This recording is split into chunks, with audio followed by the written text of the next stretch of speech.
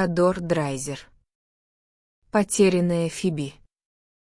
Они жили вместе в той части страны, которая уже не была такой процветающей, как когда-то. Их дом находился примерно в 3 милях от одного из тех небольших городков, население которых вместо того, чтобы расти, неуклонно уменьшалось. Эта местность не была густо заселена, здания встречались, пожалуй, через каждые пару миль. Вокруг простирались большие степи, засеянные кукурузой и пшеницей, а также паровые земли, которые в разные сезоны засевали тимофеевкой и клевером. Их собственный дом был наполовину бревенчатым, наполовину каркасным. Бревенчатая часть осталась еще от старого первоначального жилища деда Генри. Новая пристройка из потемневших от дождя и времени досок была возведена самим Генри, когда ему исполнился 21 год, и он только что женился. Сквозь щели этих досок временами со свистом дул ветер. Несколько осеняющих дом вязов и дерево серого ореха делали его живописным и по-своему трогательным, но из-за них внутри было немного сыро. Это было 48 лет назад. Мебель внутри, как и сам дом снаружи, была старой, покрытой плесенью и напоминала об ушедших днях. Возможно, вы видели этажерки из вишневого дерева с витыми ножками и резным верхом. Такая стояла и здесь. Старомодная тяжелая кровать с высокими столбиками, шарообразными выступами и глубокими изогнутыми узорами тоже была на месте, печальный, далекий потомок старинной мебели эпохи короля Якова. Комод, тоже из вишневого дерева, был высоким, широким и прочным, но выглядел выцветшим и издавал затхлый запах. Тканый ковер, на котором стояли все эти образцы долговечной мебели, был блеклым, серо-розовым.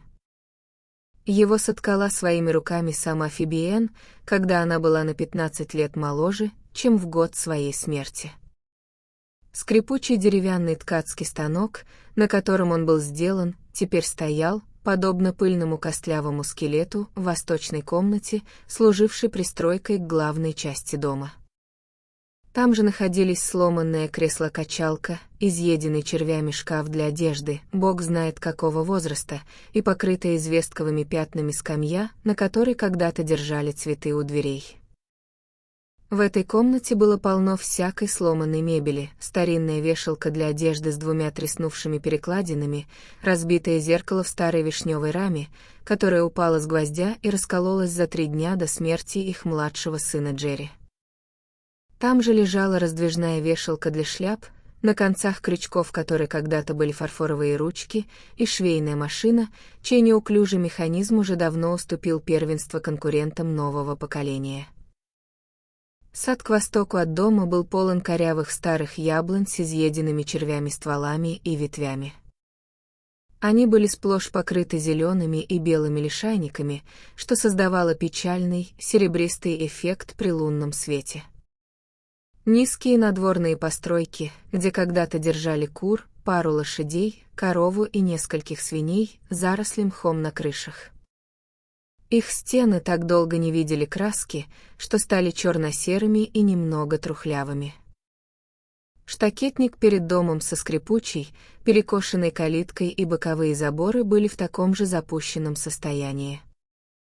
Фактически, они старели одновременно с людьми, которые здесь жили, со старым Генри Рейв-Снайдером и его женой Фиби. Эти двое жили здесь с самого момента своей свадьбы 48 лет назад. А Генри жил здесь и до этого, с самого детства. Его отец и мать, бывшие уже в преклонных летах, когда он был мальчиком, пригласили его привезти сюда жену, когда он впервые влюбился и решил жениться. Он так и сделал. Отец и мать прожили вместе с ними 10 лет, после чего оба умерли. Тогда Генри и Фиби остались одни со своими 5 детьми, которые быстро росли. Но с тех пор произошло много событий. Из 7 детей, что родились у них в общей сложности, 3 умерли. Одна дочь уехала в Канзас. Один сын уехал в Су-Фолс, и о нем больше ничего не было слышно. Еще один сын уехал в Вашингтон. А последняя дочь жила в том же штате, но за 5 округов отсюда. Она была настолько обременена собственными заботами, что редко вспоминала о родителях. Время и обыденная домашняя жизнь навсегда отдалили детей, так что, где бы они ни находились, они мало думали о том, как живут их отец и мать. Старый Генри Рейв Снайдер и его жена Фиби были любящей парой. Возможно, вы знаете, как это бывает с простыми натурами, которые привязываются к жизненным обстоятельствам, словно лишайники к камням, и проживают свои дни до самого постепенного угасания. Большой мир шумит где-то далеко, но им до него нет дела. Они не обладали выдающимся интеллектом. Сад, луг, кукурузное поле, загон для свиней и курятник — вот и все пространство, на которое распространялась их деятельность. Когда пшеница созревала, ее жали и молотили. Когда кукуруза поспевала и прихватывалась первыми морозами, ее срезали и связывали в снопы. Когда Тимофеевка полностью зацветала, ее скашивали и складывали в стога. После этого наступала зима с ее заботами, отвозом зерна на рынок, распилом и колкой дров, простой домашней работой по разведению огня, приготовлением пищи, редким ремонтом и редкими визитами к соседям. Помимо этого и капризов погоды, снегопадов, дождей и погожих дней, для них не существовало никаких важных событий. Вся остальная жизнь казалась далекой, шумной фантасмагорией. Она мерцала, как северное сияние в ночи, и доносилась до них едва слышно, словно звяканье коровьих колокольчиков вдали. Старый Генри и его жена Фиби любили друг друга так нежно, как только могут любить друг друга старики, которым в этой жизни больше некого любить. Генри был худым стариком. Когда жена умерла, ему исполнилось 70 лет. Это был чудаковатый, ворчливый человек с жесткими седо-черными волосами и бородой, совершенно растрепанными и неопрятными. Он смотрел на мир тусклыми, слезящимися глазами, в уголках которых залегли глубокие коричневые морщины.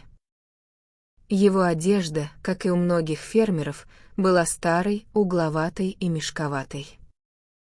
Карманы оттопыривались, воротник сидел нескладно, а локти и колени были протерты и вытянуты. Фиби Энн была худой и бесформенной женщиной, похожей на закрытый зонтик. Она ходила в поношенном черном платье, а ее лучшим нарядом был черный капор. Время шло, заботиться им приходилось только о себе, поэтому их движения становились все медленнее, а дел все меньше.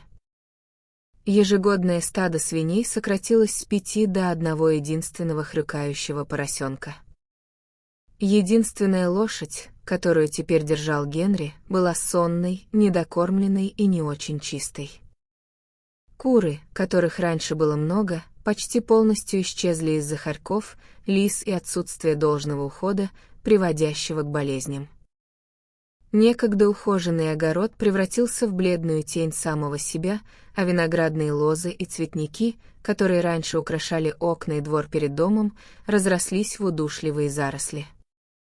И все же эти двое жили в мире и согласии. Лишь изредка старый Генри становился излишне раздражительным и неизменно жаловался, что какая-то вещь, не имевшая никакого значения, была забыта или переложена на другое место. «Фиби, где мой нож для очистки кукурузы? Ты опять трогала мои вещи». Ворчал он. «Да замолчи ты, Генри», — предупреждала его жена трескучим и скрипучим голосом. «Если не перестанешь, я уйду от тебя. В один прекрасный день я просто встану и уйду, и что ты тогда будешь делать? У тебя ведь никого нет, кроме меня, чтобы присматривать за тобой, так что веди себя прилично». Старый Генри прекрасно знал, что жена ни при каких обстоятельствах его не бросит. Однако он иногда размышлял о том, что бы он делал, если бы она умерла. Это была единственная разлука, которой он по-настоящему боялся.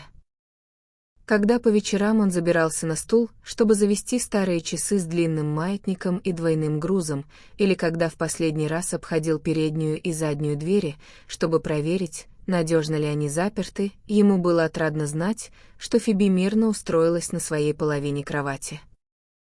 Он знал, что если он начнет беспокойно ворочаться ночью, она обязательно проснется и спросит, что ему нужно.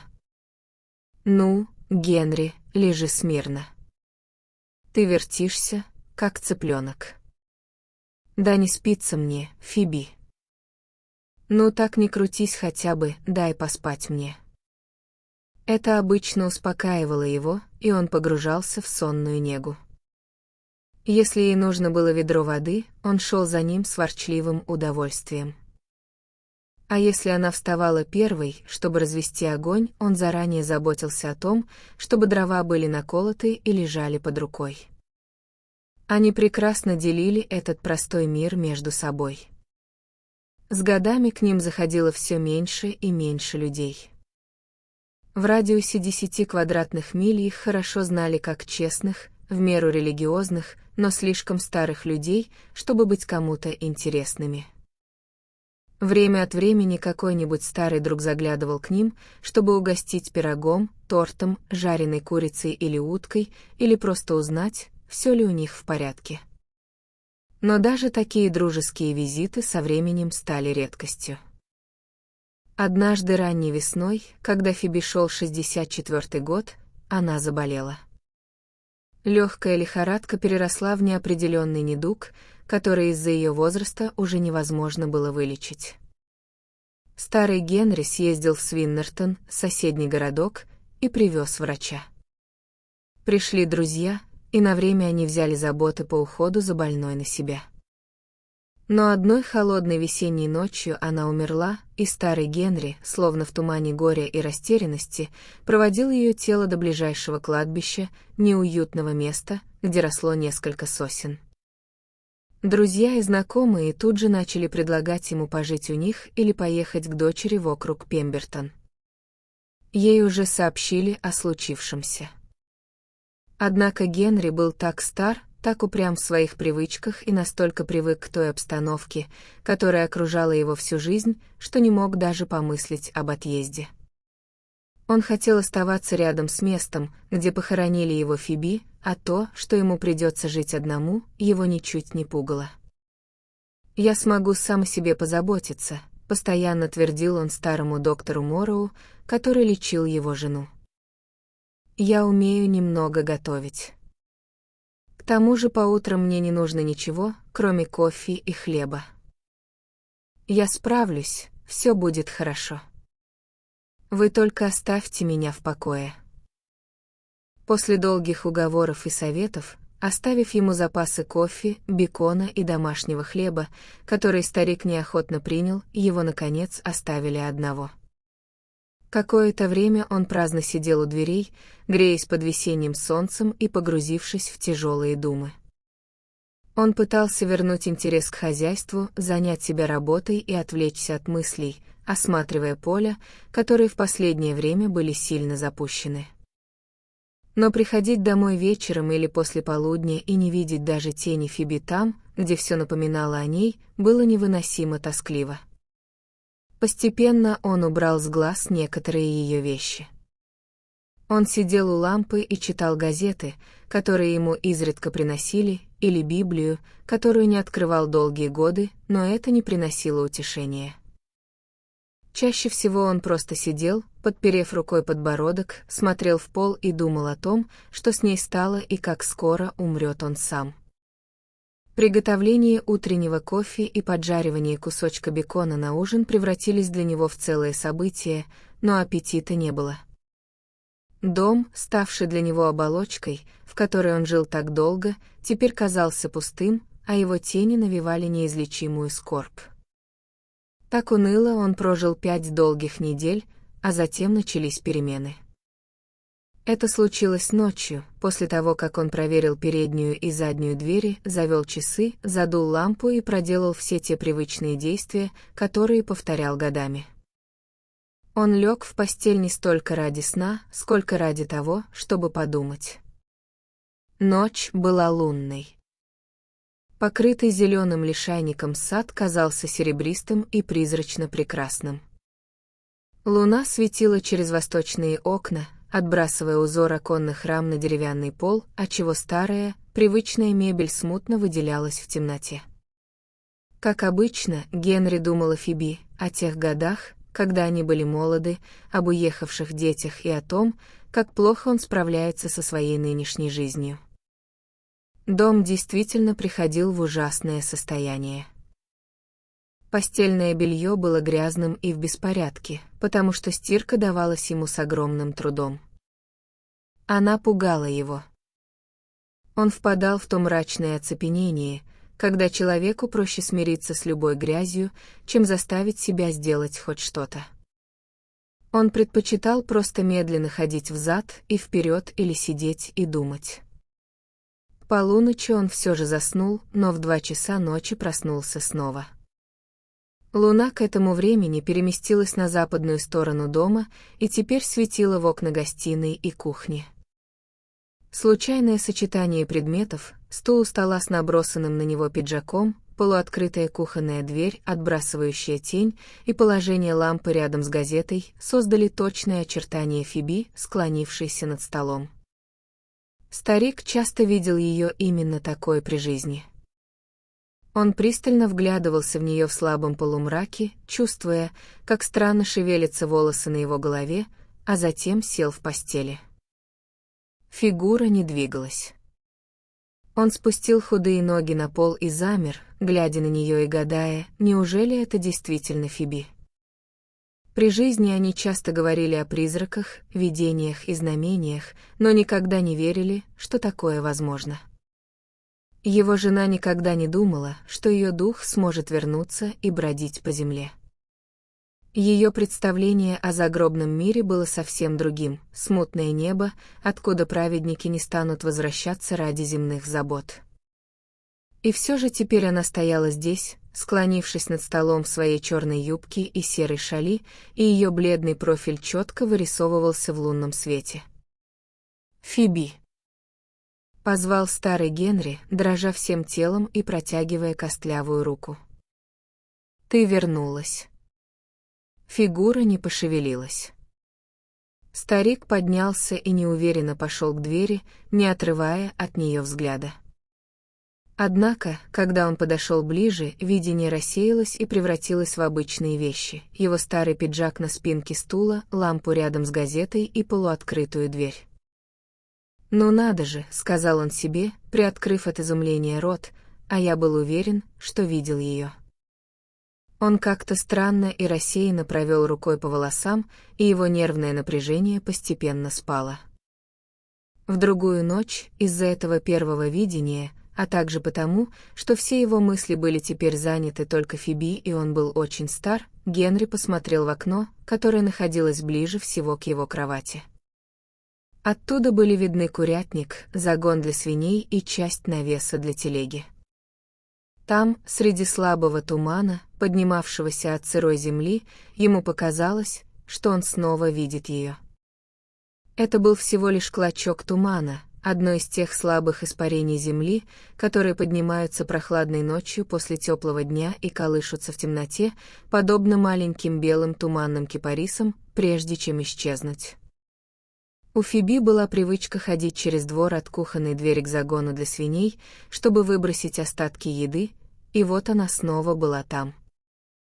Он сел на кровати и стал наблюдать за этим зрелищем, испытывая странное недоверие после прошлого опыта. Однако из-за нервной дрожи, пробежавшей по всему телу, он был склонен верить, что духи действительно существуют. Он думал, что Фиби, зная о его одиночестве, должно быть, думает о нем и потому возвращается. Это было вполне в ее характере — проявить такую заботу и преданность. Старик жадно всматривался в темноту, но подул слабый ветерок, туман унесло к забору, и он исчез. Дней через 10, уже в 3-ю ночь, когда он спал, она пришла к его постели во сне и положила руку ему на голову. «Бедный Генри», — сказала она. «Как же это тяжело». Он проснулся и, как ему показалось, наяву увидел ее силуэт, смутную темную фигуру, переходящую из спальни в гостиную. От сильного напряжения в его глазах замелькали крошечные светящиеся точки, очерчивая ее контуры.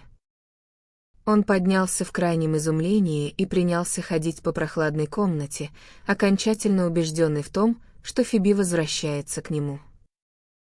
Если он будет думать о ней достаточно сильно, если он всем сердцем покажет, как сильно в ней нуждается, эта добрая женщина вернется и подскажет ему, что делать. Возможно, она будет проводить с ним много времени, во всяком случае, по ночам, и это сделает его одиночество терпимым. В старости у слабых людей грань между тонкой иллюзией и настоящей галлюцинацией очень хрупка, и со временем этот переход у Генри завершился. Ночь за ночью он бодрствовал, ожидая ее возвращения. Однажды в своем странном настроении ему показалось, что он видит бледный свет, движущийся по комнате. В другой раз ему померещилось, будто она ходит в саду после наступления темноты. И вот в одно прекрасное утро, когда тяжесть одиночества стала совершенно невыносимой, он проснулся с мыслью, что Фиби вовсе не умирала. Как он пришел к такому выводу, сказать трудно. Разум покинул его. На его месте укоренилась навязчивая иллюзия. Ему казалось, что они с Фиби глупо поссорились. Он якобы упрекнул ее за то, что она не положила его трубку на привычное место, и она ушла. Это было безумным воплощением ее старой шутливой угрозы: если он не будет вести себя прилично, она уйдет от него. «Думаю, я все равно тебя найду», — всегда отвечал он тогда.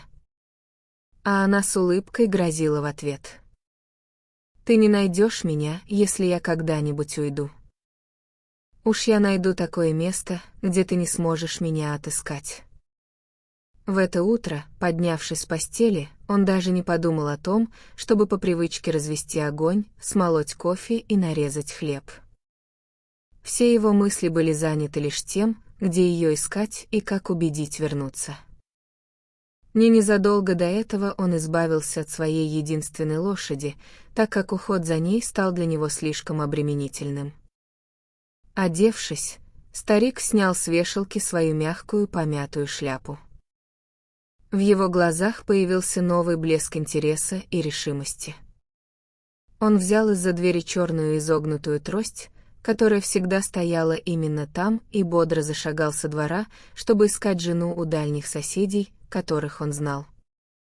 Его старые ботинки звонко стучали по пыльной дороге, а седо-черные пряди волос, успевшие сильно отрасти, живописным ореолом выбивались из-под шляпы. Его короткое пальто развивалось при ходьбе, а лицо и руки выглядели бледными и изможденными. «Ба, здравствуйте, Генри. Куда это вы направляетесь с позаранку?» — спросил фермер Додж, который вез телегу пшеницы на рынок и встретил старика на большой дороге. Он не видел старого фермера уже несколько недель, с самой смерти его жены, и теперь удивился, заметив его таким бодрым и подтянутым. «Ты не видел Фиби, а?» — спросил старик, лукаво глядя на него снизу вверх. «Какую Фиби?» — переспросил фермер Додж, не сразу связав это имя с умершей женой Генри. «Как какую?» «Мою жену Фиби, конечно. Кого же еще, по-твоему, я имею в виду?» Он патетически и остро посмотрел на собеседника из-под своих лохматых серых бровей. «Клянусь Богом, Генри, ты ведь не шутишь?» — сказал плотный Додж, дородный мужчина с гладким, заветренным красным лицом.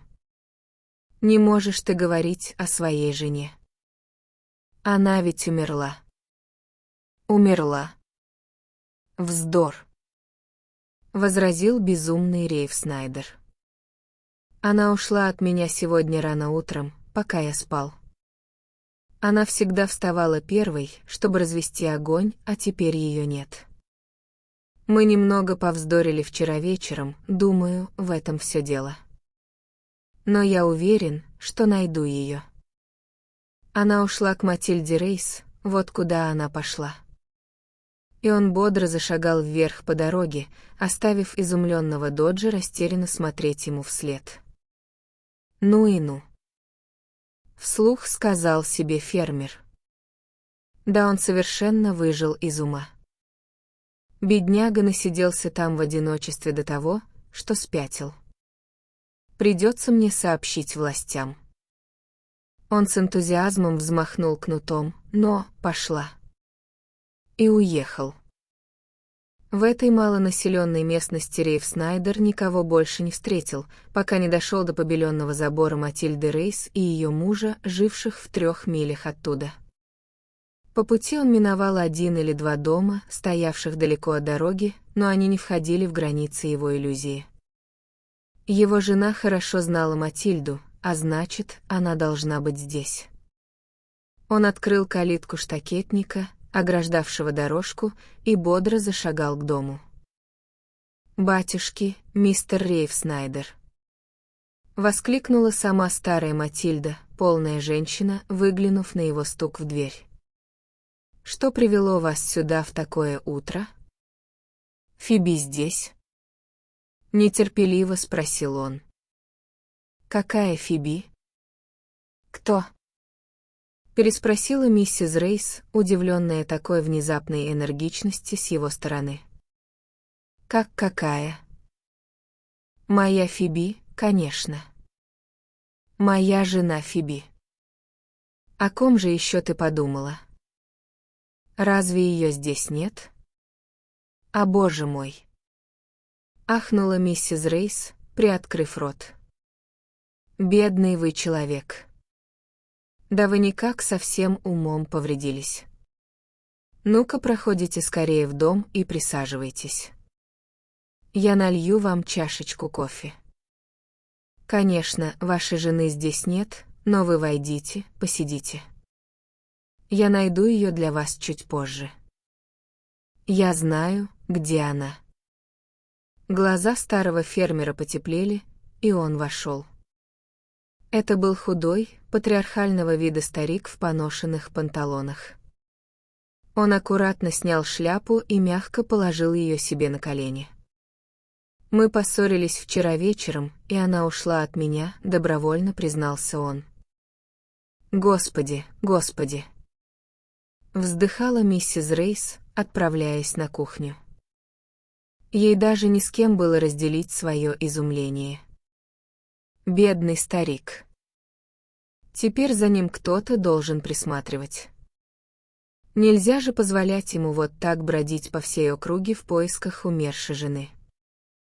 Это просто ужасно. Она сварила ему кофейник кофе, принесла свежеиспеченного хлеба и свежего масла. Достала своего лучшего варенья и поставила вариться пару яиц, при этом продолжая во благо лгать ему напропалую. «Вы посидите здесь, дядя Генри, пока Джейк не вернется, а я пошлю его поискать Фиби. Я думаю, весьма вероятно, что она уехала в Свиннертон к кому-то из своих друзей. В любом случае, мы все разузнаем. А пока выпейте кофе и поешьте хлеба. Вы, должно быть, устали. Такой долгий путь проделали этим утром». Ее план заключался в том, чтобы посоветоваться со своим мужем Джейком и, возможно, попросить его сообщить властям. Она суетилась по хозяйству, размышляя о превратностях жизни, в то время как старый Рейв Снайдер постукивал бледными пальцами по полям своей шляпы, а позже стал рассеянно есть то, что она ему предложила. Однако все его мысли были заняты женой. Раз ее здесь не было, его разум переключился на семью по фамилии Мюррей, которая жила в нескольких милях отсюда, но совсем в другом направлении. Через некоторое время он решил, что не станет ждать, пока Джейк Рейс отправится на поиски его жены. Он просто не мог ждать. Ему нужно было идти дальше и упрашивать ее вернуться. «Ну, я пойду», — сказал он, поднимаясь и странно оглядываясь по сторонам. «Думаю, сюда она не приходила». Она пошла к Мюрреям. И он зашагал к выходу, несмотря на все уговоры миссис Рейс остаться. Старик снова вышел на пыльную дорогу под теплым весенним солнцем, и его трость мерно стучала по земле при каждом шаге. Через 2 часа эта бледная фигура появилась на пороге дома Мюрреев, запыленная, вспотевшая, полная надежды. Он прошел целых 5 миль, и на дворе был уже полдень. Изумленные супруги, которым было за 60, выслушали его странный вопрос и тоже поняли, что старик лишился рассудка. Они начали уговаривать его остаться на обед, намереваясь позже сообщить властям и решить, что делать. Однако, хотя Генри согласился немного перекусить, надолго он не задержался и вскоре снова отправился в путь, держа в уме еще одну далекую ферму. Процесс, при котором человек становится местной знаменитостью в подобной общине, часто бывает сложным и трогательным. В тот день Рейв Снайдер стучался и в другие двери, с надеждой задавая свой противоестественный вопрос и оставляя за собой шлейф изумления, сочувствия и жалости. Хотя власти и были проинформированы, ни много ни мало сам шериф округа, брать старика под стражу не сочли целесообразным. Когда те, кто знал старого Генри на протяжении долгих лет, вспоминали об условиях в окружной психиатрической лечебнице, месте, которое из-за бедности района отличалось ужасающей атмосферой и гнетущей обстановкой, было решено оставить его на свободе. Ведь, как ни странно, расследование показало, что по ночам он неизменно возвращался в свое опустевшее жилище, чтобы проверить, не вернулась ли жена, и тосковал там в одиночестве до самого утра. Да и кто стал бы запирать худого, охваченного надеждой старика с длинными железно-серыми волосами и кротким, невинным взглядом, особенно когда все знали его прошлое, полное добросовестного труда и надежности. Те, кто знал его лучше всех, сошлись во мнении, что ему нужно позволить бродить на воле. Он не мог причинить никому вреда. Со временем его фигура стала для местных жителей не столько обыденностью, сколько привычной достопримечательностью, а ответы вроде «Да нет, Генри, я ее не видел» или «Нет, Генри, сегодня она сюда не заходила» стали делом обычным. Он представлял собой странное зрелище под солнцем и дождем на пыльных и грязных дорогах. Его изредка встречали в самых неожиданных местах, где он продолжал свои бесконечные поиски. Через некоторое время недоедание сказалось на его здоровье, хотя соседи и те, кто знал его историю, охотно делились с ним едой из своих запасов. Но старик слишком много ходил и слишком мало ел. Чем дольше он бродил по большим дорогам, тем глубже укоренялась его странная галлюцинация. Понимая, что возвращаться из все более далеких паломничеств становится труднее, он в конце концов взял из дома несколько кухонных принадлежностей, связал их в небольшой узелок и стал носить с собой, чтобы больше не возникало необходимости возвращаться. В большой старый жестяной кофейник он положил маленькую жестяную кружку, нож, вилку и ложку, немного соли и перца. К внешней стороне кофейника с помощью бечевки, продетой через пробитое отверстие, он привязал тарелку, которую можно было отвязать и использовать как лесной обеденный стол. Для него не составляло труда раздобыть то немногое количество еды, в котором он нуждался, и с каким-то странным, почти религиозным достоинством он без колебаний просил об этой малости. Постепенно его волосы становились все длиннее, его некогда черная шляпа приобрела земляной оттенок, а одежда обветшала и покрылась пылью. Целый год он ходил так, и никто не знал, насколько широки были его странствия и как он пережил бури и холода. Люди не видели, как он с простой деревенской смекалкой укрывался в стогах сена или прижимался к бокам домашнего скота, чьи теплые тела защищали его от стужи и чье ограниченное сознание не возражало против его безобидного присутствия. Нависающие скалы и деревья порой укрывали его от дождя, а дружелюбный сеновал или амбар для кукурузы не были выше его скромных притязаний. Причудливое развитие галлюцинации поразительно. Переходя от двери к двери и постоянно получая отказы или отрицания, старик в конце концов пришел к выводу, что, хотя его Фиби может и не быть ни в одном из домов, где он спрашивал, она, тем не менее, может услышать его голос. И вот, вместо терпеливых расспросов, он начал издавать печальные, протяжные возгласы, которые время от времени оглашали тихие пейзажи и изрезанные холмистые края, отзываясь эхом его тонкого голоса: «О, Фиби! О, Фиби!» В этом звуке было что-то трогательное, пусть и безумное, и многие фермеры, пахари или деревенские хозяйки узнавали его даже издалека и говорили: «Вон идет старый Рейф Снайдер». Через некоторое время, после сотен подобных расспросов, когда перед глазами старика уже не было конкретного двора и ни у кого было спросить, его начал сильно мучить другой вопрос: куда идти дальше? Эти перекрестки, дороги от которых порой расходились в 4 или даже в 6 направлениях, со временем стали ставить его в тупик. И чтобы решить эту сложную задачу, он придумал простую систему. Старик вставал в самый центр развилки, закрывал глаза, трижды поворачивался вокруг себя, дважды выкрикивал «О, Фиби!», а затем бросал свою трость прямо перед собой. В каком направлении она падала, туда он и шел, даже если, что случалось довольно часто, она указывала назад, на уже пройденный путь. Его разум не был поврежден настолько, чтобы не давать себе времени на поиски, прежде чем позвать снова.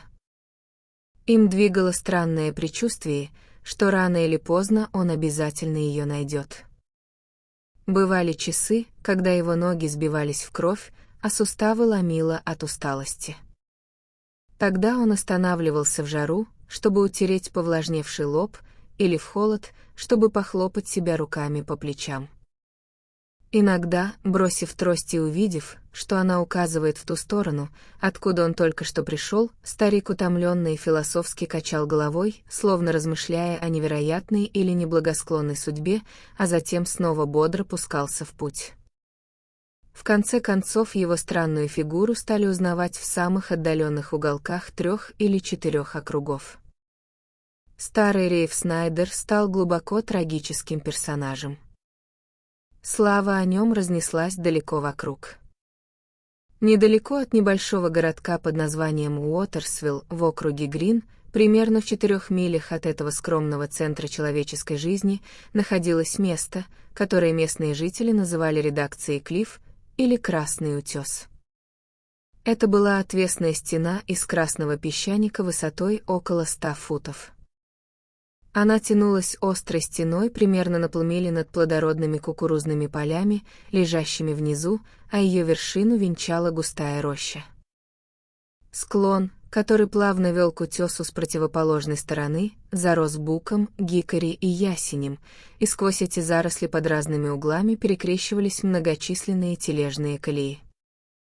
В погожую погоду старый Рейф Снайдер, уже привыкший к жизни под открытым небом, взял за привычку устраивать себе ночлег в подобных перелесках. Он поджаривал бекон или варил яйца у подножия какого-нибудь дерева, а затем ложился спать. Сон его был чутким и прерывистым. Чаще всего лунный свет, внезапный порыв ветра в кронах или пробегающий мимо зверек будили его. Тогда он садился и начинал думать или продолжал свои поиски в лунном свете или в темноте, странная, неестественная фигура, полудикая, похожая на дикаря, но совершенно безобидная. Тот особый момент тишины, который наступает в ритме земного шара в 2 часа ночи, неизменно пробуждал его. И даже если он не шел дальше, он просто сидел и всматривался в темноту или на звезды, задаваясь вопросами. Иногда в силу странных процессов, происходивших в его сознании, ему чудилось, что среди деревьев движется силуэт его потерянной жены. Тогда он поднимался, чтобы пойти следом, неизменно забирая с собой кофейник на веревке и свою трость. Это случилось на второй год его безнадежных странствий, в самом начале такой же весны, в какую умерла его жена. Однажды ночью он оказался неподалеку от того самого перелеска, который венчал подъем к Красному утесу. Его брошенная на последнем перекрестке трость, послужившая лозой для гадания, привела его именно сюда. Он прошел много миль. Было уже за 10 часов вечера, и старик смертельно устал. Долгие скитания и недоедание превратили его в бледную тень прежнего себя. Теперь его держала на ногах не столько физическая сила, сколько духовная стойкость. В тот день он почти ничего не ел и теперь, совершенно обессиленный, присел в темноте, чтобы отдохнуть и, если удастся, уснуть. Как ни странно, вокруг него разлилось какое-то удивительное ощущение присутствия жены. Уж теперь-то недолго осталось, убеждал он себя, хотя долгие месяцы до этого не принесли ему ничего. Через некоторое время он заснул, уронив голову на колени. В полночь начала всходить луна, а в 2 часа ночи, в его привычный час бодрствования, она уже сияла большим серебряным диском сквозь деревья на востоке. Старик открыл глаза, когда сияние стало ярким. Оно соткало серебряный узор у его ног и озарило лес странным блеском, рождая серебристые, призрачные тени. Его давняя мысль о том, что жена должна быть где-то рядом, возникла снова, как это обычно бывало в подобные моменты. Он огляделся вокруг странным, пытливым и полным ожидания взглядом. Что это было там, в далеких тенях, вдоль тропинки, по которой он пришел? Бледный, мерцающий, блуждающий огонек грациозно покачивался между деревьями, приковывая к себе его выжидающий взор. Лунный свет и тени смешивались, придавая странную форму и пугающую реальность этому свечению болотного газа или танцу блуждающих светляков. Неужели это действительно его потерянная Фиби? Огонек двигался вокруг него кружным путем, и в своем лихорадочном состоянии старику померещилось, что он видит ее. Но не такой, какой видел в последний раз, в черном платье и шали, а удивительно молодой Фиби, той самой, которую он знал много лет назад, еще девушкой. Старый Рейф Снайдер поднялся с земли. Все эти дни он ждал и грезил об этом часе. И теперь, видя, как танцует слабый свет, он вопросительно вглядывался в него, запустив худую руку в свои седые волосы. Впервые за много лет к нему вернулось все очарование ее девичьего облика, каким он узнал его в юности: приятная, сочувственная улыбка, каштановые волосы, голубая лента, которую она когда-то носила на поясе, ее веселые, грациозные движения. Он обошел вокруг дерева, напрягая зрение, забыв на этот раз и про свою трость, и про кофейник, и устремился следом.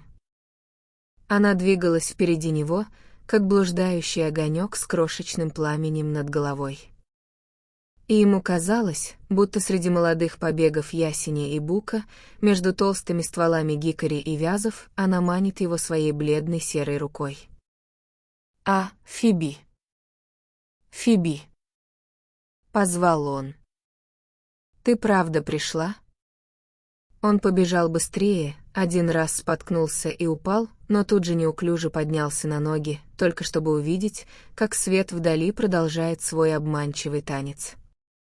Все дальше и дальше спешил он, быстрее и быстрее, пока не побежал во весь опор, задевая рваными рукавами деревья, царапая руки и лицо о преграждающие путь ветки. Шляпа слетела с его головы, дыхание перехватило, когда, выбежав на самый край утеса, он увидел ее внизу, посреди серебристого чуда цветущих весенних яблонь. «А, Фиби!» — закричал он. «А, нет, не покидай меня!» Почувствовав призыв мира, где любовь была молода, а Фиби была именно такой, какой ее явило это видение, он радостно воскликнул: «А, подожди, Фиби!» и шагнул с обрыва.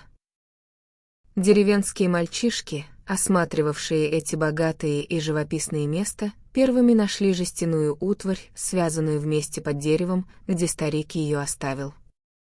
Через несколько месяцев после того, как было обнаружено его тело, нашли и его старую шляпу.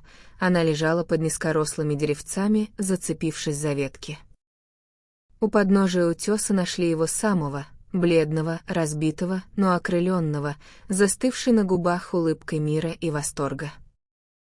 И никто из всего этого простого люда так и не узнал, с какой жаждой и радостью он наконец обрел свою потерянную Фиби.